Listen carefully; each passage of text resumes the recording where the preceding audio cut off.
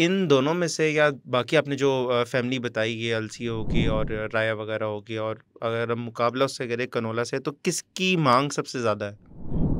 मांग जो है ना, देखें, एक मार्केट जो हमारी एक खास मार्केट है, दोनों की डिमांड है। पहले मार्केट इवन एक वक्त था, आज से कोई 10-12 साल पहले, कि जब कैनोला हम मार्केट में उसका सीड लेके गए, क्योंकि पीआरसी ने एक वैरायटी डेवलप कर ली थी।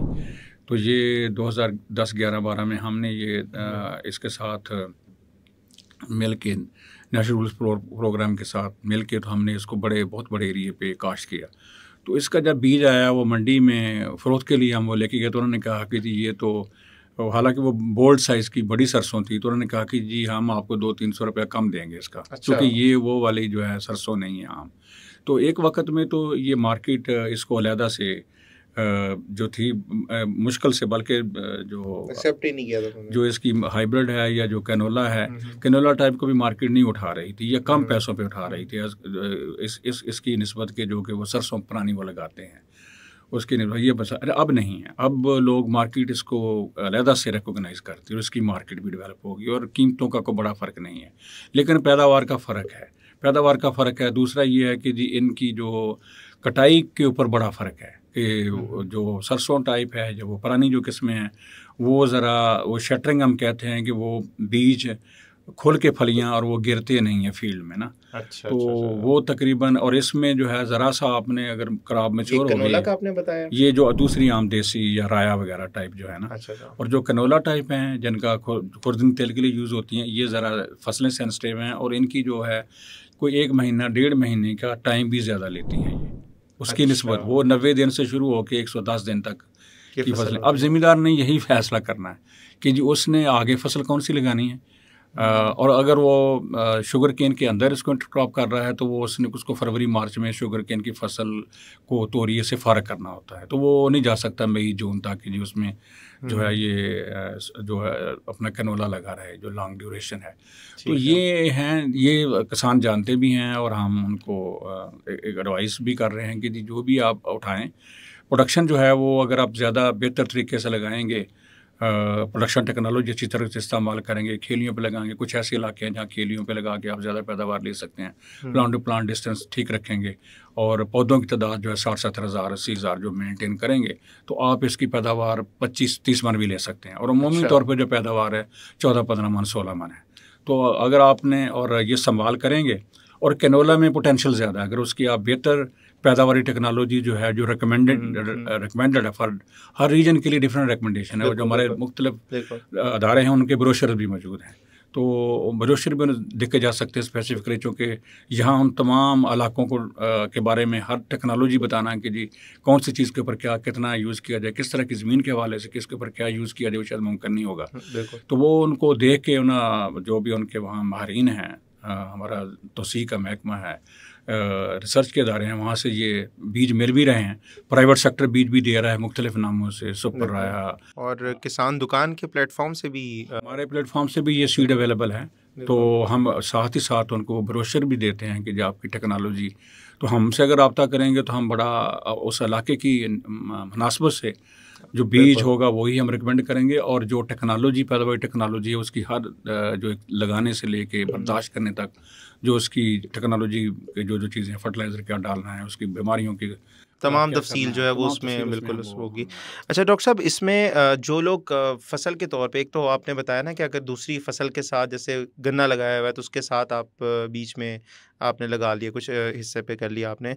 जो लोग प्रॉपर एक फसल के तौर पे इसको अगर लगाना चाहते हैं, तो उनको थोड़ा सा बता दें कि किस तरह की आबो हवा उनके लिए सूटेबल है, और किस तरह की ज़मीन पे लगाना ज़्यादा उनके लिए बेहतर है। ये बेसिकली ये तो एक ऐसी, जैसे मैंने पहले बताया कि इसकी जैसे गंदम की तरह पूरे मुल्क के अंदर इसकी काश्त होती है। अच्छा। तो इसमें सिर्फ 2 तरह की ज़मीन है। एक हम कहते हैं कि जो इवन रेतली ज़मीनों में भी, कच्चे की ज़मीनों में भी बड़ी कामयाब फसल है। जब जो नई ज़मीन आबाद होती है उसमें सबसे पहले लोग ये जो है ये राया वगैरह या ये सरसों वगैरह लगाते हैं, वहाँ इसकी सूटेबिलिटी है।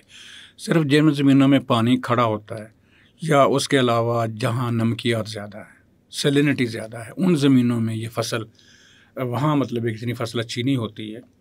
ठीक है। बाकी और जो बेस्ट सूटेबल ज़मीन इसके लिए जो मेरा ज़मीन है, अच्छा। रेतली ज़मीनें, मेरा ज़मीनें, कच्चे की ज़मीनें, ये सारी ज़मीनें और इसके लिए हाईली सूटेबल है। ठीक है। बस ये है कि जहाँ कहीं कोई पानी का ज़्यादा हो तो वहाँ सिर्फ लोग ये है कोशिश करें कि इसका तरीका लगाने का जो है वो मॉडिफाई कर लें।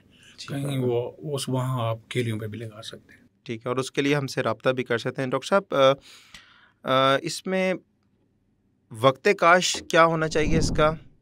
दूसरा ये है कि आबो-हवा किस तरह की होनी चाहिए? किस दर्जा हरारत पे इसको लगाना चाहिए? क्या बेहतर मशवरा है? ये बड़ा इम्पोर्टेंट एस्पेक्ट है कि एक तो ये है कि ये तकरीबन 15 अगस्त से जो तोरिया और वो जो पुरानी किस्में हैं, ये 15 अगस्त से इनका वक्त काश शुरू हो जाता है। अच्छा। 15 अगस्त से तकरीबन ये 15 अक्टूबर तक, इवन 15 सितंबर तक भी जो अर्ली फसलें हैं, और वो आपको मार्केट में उनकी डिमांड भी होती है।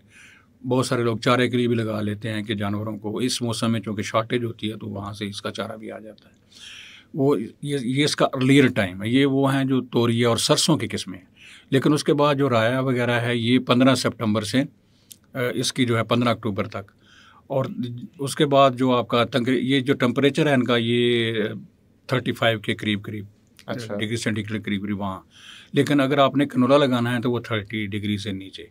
तो हमारे यहाँ कनोला भी जो कनोला टाइप हैं पोठवार में तो 15 सितंबर के बाद 15 अक्टूबर के दरमियान में वो भी लग सकता है, क्योंकि यहाँ थोड़ा सा टेम्परेचर इस वक्त ख़ासतौर पे इस साल का जो मौसम है उस वजह से वेदर ठंडा है और टेम्परेचर इसी रेंज में है।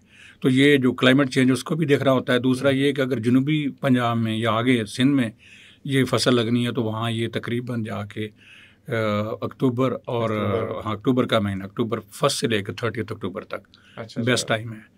तो वही टेम्परेचर और उसके बाद जो बाकी वही चीज़ें हैं कि जो ज़मीनें हैं वो किसान भी समझता है कि जो इसके लिए रेतली ज़मीन भी और इसके अलावा जो बाकी जो मुख्तलिफ टाइप की साहिल मेरा ज़मीन है, भारी मेरा, हल्की मेरा, वो सारी ज़मीन इसके लिए सूटेबल। ठीक हो गया। अच्छा डॉक्टर साहब, अभी हमने आबो हवा पे बात कर ली, हमने ज़मीन की किस्म पे भी बात कर ली। आपने बताया कि तकरीबन ये 100 से 110 दिन की तकरीबन फ़सल ये बन जाती है। तो इसमें कितने पानी लगते हैं और खादों का कितना इस्तेमाल है, कितना ख़र्चा है? चलें हम ख़र्चे की बात करते हैं। देखें ये बड़ा फ़ेवरेट टॉपिक है किसानों के लिए। वो कहता है कि फ़सल तो हम लगा लेंगे लेकिन ख़र्चा कैसा है? अब अगर जिसने गंदम लगानी है या कोई और फसल भी लगानी है तो ज़रा उसके मुकाबले में थोड़ा-सा इसका ये मैं भी बता आपको एक दें। चीज़ बताऊँ अपने तजर्बे से कि ज़िम्मेदार इसको पहले शुरू में 10-15% एरिए पे न कनोला इसलिए लगा, अगर उसके पास खर्चा कम है तो वो खर्चे वाली फसलें, गन्ना पे भी खर्चा काफ़ी होता है, कमाद पे तो काफ़ी, और मकई पे, क्योंकि मकई की फसलें भी इन दिनों में लगती हैं। इन तमाम फसलों के ऊपर जो है अखराजात काफ़ी ज़्यादा होते हैं।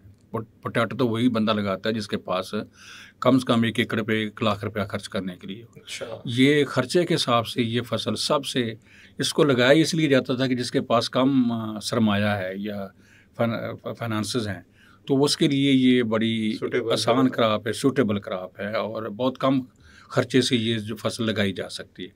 दूसरा मॉइस्चर भी इसमें सिर्फ मैंने पहले भी बात की थी, बहुत थोड़ा मॉइस्चर जिस वक्त लगाना है, अगर मॉइस्चर है तो ये ड्राई बेस्ट जो है वर्स्ट ड्राई कंडीशन में भी ये सर्वाइव कर जाता है, क्योंकि इसकी जो है रूट सिस्टम काफ़ी डीप होता है, मतलब लंबा है कुछ इलाकों में। और बारिशें तो अपना जो अगर बीच में बारिशें हो जाएं तो ये वैसे तो 3 से 4 पानी में ये फसल पक जाती है। अच्छा। शुरू में भी पानी जब आप लगाते हैं तो उसके बाद तकरीबन 45-50 दिन का वक्फा भी आप दे दें तो ये फसल जो है ना ये सर्वाइव कर जाती है और बिल्कुल बेहतरीन होती है। और जब मौसम थोड़ा सा बारिशें हो जाएं तो बारिशी इलाकों में तो हल्की सी बारिश के बाद ये एकदम ये फसल जो है ना ये अपना रंग पकड़ती है। अच्छा। और तो पानी बहुत कम है, खाद भी तकरीबन आधी है दूसरी फसलों की निस्बत। और खाद सिर्फ हम इसलिए वो DAP या साथ दूसरी वो रिकमेंड करते हैं कि उससे अगर आपने 25 से 30 मन पैदावार लेनी है, 30 से 35 लेनी है, क्योंकि अगर आप देखें तो इनमें इस वक्त जो नई किस्में निकली हैं बहुत सारी जो प्राइवेट सेक्टर ने भी निकाली हैं, तो वो किस्में जो है ना वो उनकी पैदावारी सलाहियत काफ़ी ज़्यादा है। तो उस हवाले से फिर जो फर्टिलाइज़र की रिकमेंडेशन है वो थोड़ी सी ऊपर जाती हैं। अदरवाइज़ इसमें जो लागत इसकी जो है तकरीबन हाफ है बाकी फसलों की निस्बत। अच्छा। और उसकी निस्बत जो अगर आप देखें, अगर हम 15 मन भी पैदावार लें तो ये अगर आप ये तकरीबन कोई 1 लाख सवा लाख की इकॉनमी बनती है इसकी। अच्छा। जो आप एक अच्छी पैदावार अगर अच्छा रेट अच्छा है इसका पे, बाकी फसलों में अभी काफ़ी उतार चढ़ाव होता है। तो उस हवाले से भी इसको जो है ये फसल मुनाफा बख्श है। ठीक। और इसमें रिस्क भी कम है और दूसरा ये है कि इसमें लागत भी कम है। ठीक है। अच्छा डॉक्टर साहब, इस पे बीमारियों का हमला, जो कीड़ों का हमला अगर हम देखें तो वो उसकी क्या सूरत हाल है इस फसल में? भाई बहुत ज़्यादा नहीं है इसमें। जो ज़्यादातर जो एक आता है, अगर ज़रा मौसम ज़्यादा हो फेवरेबल, बारिश और मॉइस्चर और ह्यूमिडिटी ज़रा ज़्यादा हो जाए तो फिर इसके ऊपर एक सब्ज़ तेले का एफड का अटैक होता है जाके तेले का। ये तकरीबन मार्च में स्प्रिंग टाइम के ऊपर। तो उसके लिए हमारे पास उसका सलूशन मौजूद है। उसको कंट्रोल करने के एक आध स्प्रे उसके ऊपर जो वो करनी पड़ेगी एफर्ट को कंट्रोल करने के लिए। बीमारियां भी बहुत ज़्यादा नहीं हैं। कोई फेब्रुअरी में अगर वेट वेदर हो तो इसके ऊपर कोई फंजीसाइड जो भी तजवीज़ करदा फंजीसाइड है वो यूज़ किए जा सकते हैं। तो बहुत ज़्यादा ये फसल उस तरह की इसके ऊपर जो है ना बीमारियां ज़्यादा हैं, ना इसके ऊपर ज़्यादा पेस्ट का अटैक है। मखसूस इसके ऊपर ये एक दो है प्रॉब्लम, वो भी सीज़न के साथ होते हैं, सीजनलिटी के साथ। तो सीजनलिटी के साथ इसकी ऑब्जर्वेशन और उसके बाद आप अपने मकामी किसी भी एक्सटेंशन के डिपार्टमेंट से आप रजू करेंगे तो आपको फौरी तौर पर इसका हल बता देंगे। तो ये बड़ी सेफ फसल है।